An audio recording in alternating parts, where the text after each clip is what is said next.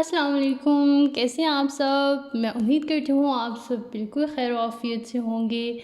एक new video के साथ मैं आप सबको अपने चैनल पे वेलकम कहती हूँ। तो आज मैं आपके लिए लाई हूँ बहुत ही मज़ेदार पाकिस्तानी स्टाइल में बनने वाले बैंगन चावल की रेसिपी। आज बैंगन बनाने के लिए मैं मिट्टी की कढ़ाई का इस्तेमाल कर रही हूँ। तो आपने कोई भी बर्तन ले लेना है और उसमें आपने थोड़ा सा ऑयल शामिल करना है। जितनी भी क्वांटिटी आप बेहतर समझते हैं आप शामिल कर लें, लेकिन मैंने तकरीबन हाफ़ डिश ऑयल शामिल किया। उसके बाद एक बड़ा प्याज आपने लेना है और उसको आपने बारीक बारीक काट के वो शामिल कर लेना है।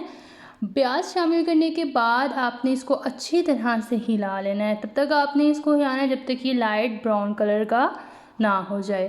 तकरीबन 5 से 10 मिनट तक ये लाइट ब्राउन कलर का हो जाएगा।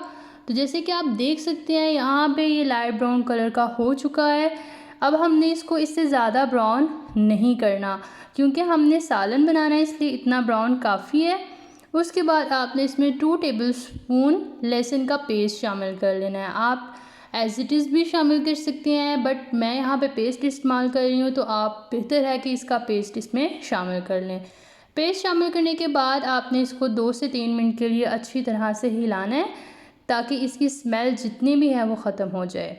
उसके बाद आपने इसमें एक बड़ा टमाटर काट के वो शामिल कर लेना है। इस तरह क्यूब्स में जिस तरह मैंने कट किया आप इस तरह काट के इसमें शामिल कर सकते हैं।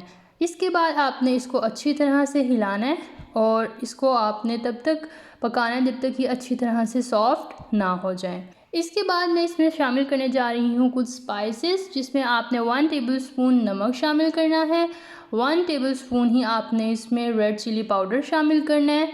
1 टेबलस्पून आपने इसमें हल्दी पाउडर शामिल करना है और 1 टेबलस्पून आपने इसमें ब्लैक पेपर शामिल करना है। इन सब चीज़ों को ऐड करने के बाद आप इसको अच्छी तरह से मिक्स करें। आपने ट्राई करना है कि ये बिल्कुल भी नीचे ना लगे। अगर आपको फ़ील हो कि इसमें ऑयल कम है या ये नीचे लग रहे हैं, तो आपने इसमें पानी शामिल कर लेना है ताकि ये नीचे ना लगें। तो मैं इसमें थोड़ा सा पानी शामिल कर लेती हूँ ताकि ये अच्छी तरह से सॉफ्ट हो जाए। तो इसको सॉफ्ट करने के लिए मैंने इसमें थोड़ा सा पानी शामिल किया, जैसे कि आप देख सकते हैं। और इसके बाद आपने इसको अच्छी तरह से हिला के कवर कर देना है। कवर करने के बाद आपने इसको 3 से 4 मिनट के लिए रखना है और फिर ये सॉफ्ट अच्छी तरह से हो जाएंगे। तो 3 से 4 मिनट के बाद आप इसकी कंडीशन देख सकते हैं, ये अच्छी तरह से सॉफ्ट हो चुके हैं। आपने इसको हिलाना है और इस पॉइंट पे आपने इसमें सब्ज़ी शामिल करनी है। तो मेरे पास बैंगन थे, 1 बाउल ऑलमोस्ट मेरे पास बैंगन है, वो मैं इसमें शामिल करने जा रही हूँ। बैंगन की कटिंग आपने इस तरह करनी है कि हाफ़ बैंगन आपने ऑलमोस्ट छिलके समेत काटने हैं और हाफ़ की आपने पीलिंग कर लेनी है और फिर उसको आपने ऐसे शामिल कर लेना है। इस तरह आपका जो सालन है उसका कलर बहुत अच्छा आपको नज़र आएगा, लुक बहुत अच्छी लगेगी इसकी। तो इसके लिए आपने छिलके रखने हैं। इसके बाद आपने एक बड़ा आलू लेना है, उसको आपने इस तरह क्यूब्स में कट करके वो शामिल कर लेना है और फिर आपने इसको अच्छी तरह से मिक्स करना है। मिक्स करते जाना है, करते जाना है, करते जाना है और फिर आपने इसको कवर कर देना है। तकरीबन 5 से 10 मिनट तक मैंने इसको इस तरह कवर किया था। थोड़े से ये सॉफ्ट हो चुके हैं, तो आपने इसको अच्छी तरह से भून लेना है। जितनी देर आप इसको भून सकते हैं आप इसको भूनें। सालन में एक अच्छा फ्लेवर डेवलप करने के लिए इसको आपने भूनना ज़रूरी है। तकरीबन आपने कोशिश करनी है 5 से 10 मिनट आप इसको अच्छी तरह से भून लें। 5 से 10 मिनट के बाद आपने इसमें तकरीबन 2 बाउल पानी के शामिल कर देने हैं। जितनी आप क्वांटिटी देख सकते हैं इस क्वांटिटी के अकॉर्डिंग मैंने इसमें पानी शामिल किया है। उसके बाद आपने इसको कर देना है कवर।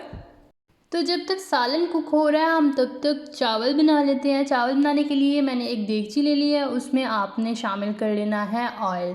तकरीबन 2 टेबलस्पून आपने इसमें ऑयल शामिल कर लेना है और इसमें आपने 1 टेबलस्पून ज़ीरा शामिल कर लेना है। ज़ीरा शामिल करने के 1 मिनट बाद आपने इसमें पानी शामिल कर लेना है। जितने चावल हैं आपके तो उसके अकॉर्डिंग आपने इसमें पानी शामिल करना है। लेट्स सपोज कि अगर आपके पास 1 मग चावल क्या है तो आपने उसमें 1.5 या फिर आप 2 मग इसमें शामिल कर सकते हैं पानी। इसके साथ आपने 1 टेबलस्पून इसमें नमक भी शामिल करना है। जैसे कि आप देख सकते हैं पानी मैंने शामिल कर दिया है। पानी शामिल करने के बाद आपने इसको अच्छे से कवर कर देना है और तकरीबन 10 मिनट तक ये बॉयल होने लग जाएगा। तो आपने इसमें शामिल कर देने हैं चावल। चावल यहाँ पे मेरे पास एक बाउल थे, एक बड़ा बाउल आप देख सकते हैं जो मैं इसमें शामिल करने जा रही हूँ। तो आपने उसके अकॉर्डिंग पानी को शामिल कर लेना है जी। चावल आपने अच्छी तरह से इसमें शामिल कर लेने हैं, कोई भी जो चावल है वो बर्तन के साथ ना लगा रहे।